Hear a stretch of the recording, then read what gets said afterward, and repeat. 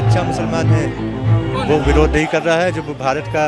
जो भारत के विचारों को, भारत की संस्कृति को, भारत के संविधान को मानता वो विरोध नहीं कर रहा है। जो घुसपैठिए हैं जिनको कुछ लोग प्रलोभन दे रहे हैं कहते कि वो विरोध कर रहे हैं। तो प्रधानमंत्री नरेंद्र मोदी मेरी जब तक विचारधारा है वो सबको साथ में लेके चलने की कोशिश कर रहे हैं। देश के ही तो है नागरिक, देश के नागरिक नहीं है, कौन है वो बाहरी शक्तियाँ हैं, बाहरी जैसे अफगानिस्तान, पाकिस्तान, ये सब जो शक्तियाँ हैं जो घुसपैठ करा रहे हैं। और जो कुछ भारत में भी ऐसे लोग हैं जो उनका सहयोग कर रहे हैं। जितना लूटना था लूट चुके, अब सब मोदी जी धीरे धीरे सब ले रहे हैं, उनसे खींच रहे हैं वापस।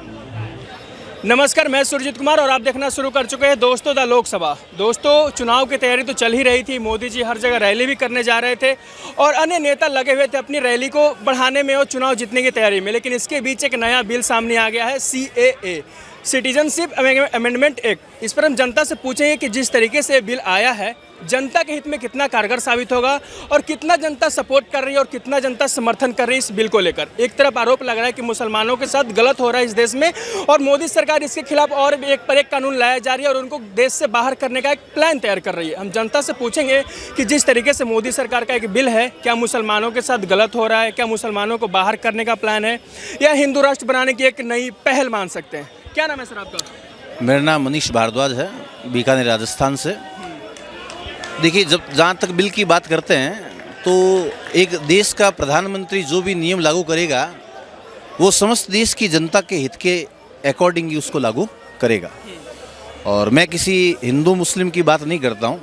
जो व्यक्ति इस देश में रह रहे हैं, जो समाज में रह रहे हैं, तो प्रधानमंत्री नरेंद्र मोदी मेरी जब तक विचारधारा है वो सबको साथ में लेके चलने की कोशिश कर रहे हैं। लेकिन आरोप लग रहा है ना कि 31 दिसंबर 2014 से पहले जो भी मुसलमान के अलावा जो भी धर्म के लोग आए वो रह सकते हैं लेकिन मुसलमान नहीं रह सकते। आरोप यही है कि मुसलमानों के साथ ही क्यों ऐसा? देखिए, साधारण जनता को इस बिल का अभी पूरा नॉलेज नहीं है। अच्छा, CAA जो नियम लागू हुआ है उसकी बहुत सारी कुछ नियमावली निकली है। तो अभी कल बिल लागू हुआ है तो अभी इसमें क्या क्या चीज़ें हैं या नहीं है अभी हवा चल रहा है।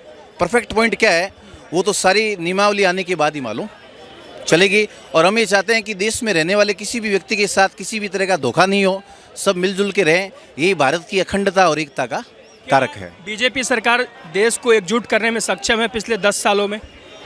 देखिए, मेरा जब तक मानना है कि बीजेपी सरकार अपने वचनों पे खरा उतर रही है।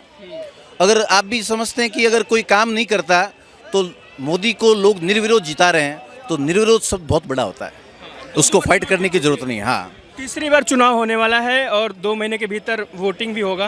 क्या लगता है सर? हम चाहते हैं कि पूरे भारत के समस्त जो नागरिक हैं उनके हित में मोदी जी काम करें, सबका कल्याण हो, सबका कार्य हो, सबको एक साथ लेके करें। हमारी यही कामना है कि वो इस बार जीते और सबको साथ में लेके कार्य करें। सबको साथ में लेकर चल रहे हैं सर? क्योंकि मुसलमान आरोप लगाते हैं कि सिर्फ मोदी जी एक धर्म की बात करते हैं और मंदिर जाते हैं, मस्जिद नहीं जाते। इस शब्द में कुछ नहीं कहूँगा क्योंकि हिंदू मुस्लिम तो बाद का विषय है, पहले सभी मनुष्य हैं। मनुष्य हैं सभी, पहले मनुष्य हैं, तो सबके हित को लेके चलना चाहिए।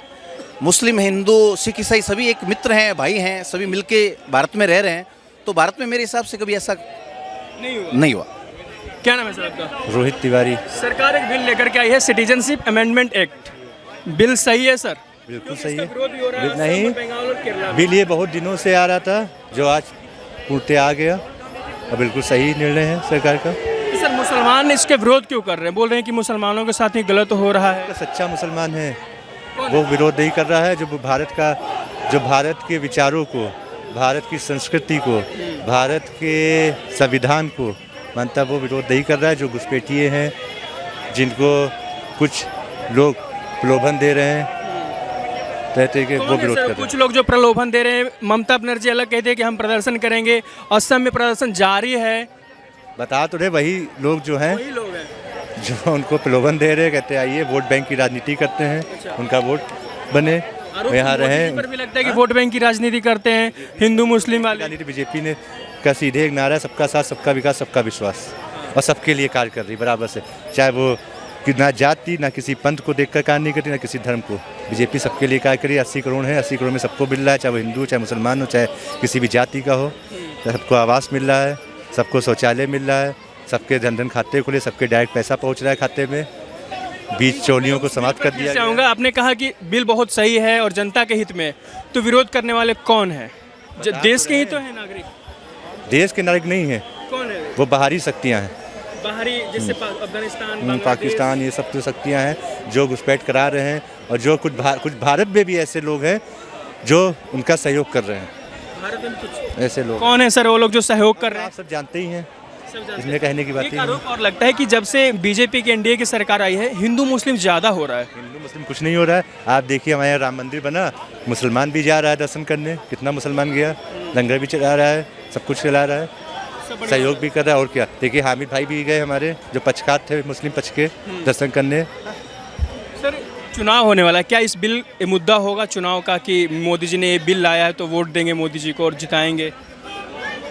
बिल्कुल मोदी जी को वोट मिलेगा, 400 पार है। मोदी जी तो कहते हैं एनडीए 400 पार है, लेकिन मुझे तो लगता है एनडीए नहीं, बीजेपी 400, फिर उसके बाद NDA 400 plus NDA, 400 plus NDA 400 plus BJP. तो कहते हैं कि मोदी जी का कोई परिवार ही नहीं है। मोदी जी का परिवार नहीं है, बिल्कुल सही कह रहे हैं। जिनका परिवार है उन्होंने परिवारवाद चलाया। बीजेपी में तो ऐसा भी एक आम कार्यकर्ता भी देश के सर्वोच्च पद पे जा सकता है, लेकिन अन्य पार्टियों में ऐसा नहीं है। मुलायम सिंह जी में 38 लाल बत्तियाँ थी उनके परिवार में, खानदान में, उसमें यादव जी हैं, तो मुलायम सिंह के परिवार का वही राष्ट्रीय अध्यक्ष बनेगा, वही मुख्यमंत्री बनेगा।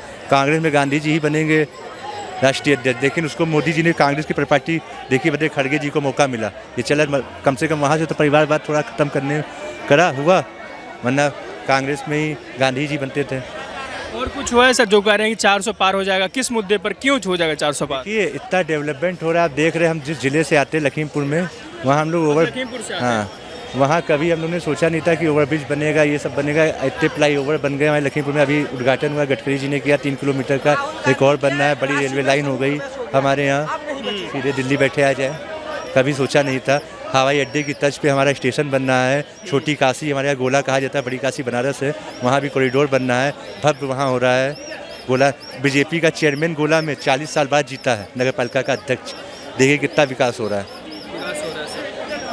मोदी जी फिर से आ रहे हैं बीजेपी के चेयरमैन के कार्यकाल में, बीजेपी के। हाँ, अभी तक क्या था, अन्य दलों के थे, कोई वहाँ ऐसे ही, वहाँ छोटी काशी का हाल भी ऐसे ही था जैसे और जगहों का था। अब देखिए वहाँ छोटी काशी का कितनी धूमधाम से सब कुछ हो रहा एक है। आरोप और कहूँगा कि महंगाई और बेरोजगारी पर भी बहुत ज़्यादा चर्चा होती है कि जब से सरकार को क्या गवर्नमेंट एम्प्लॉई मानते हैं क्या? ये सब रोजगार नहीं कर रहे, जो ठेले वेले लगे 1000 रुपये डेली कमाते होंगे प्रॉफिट, खाली इससे ज़्यादा ही कमाते होंगे, ये भी तो रोजगार की श्रेणी में आता है।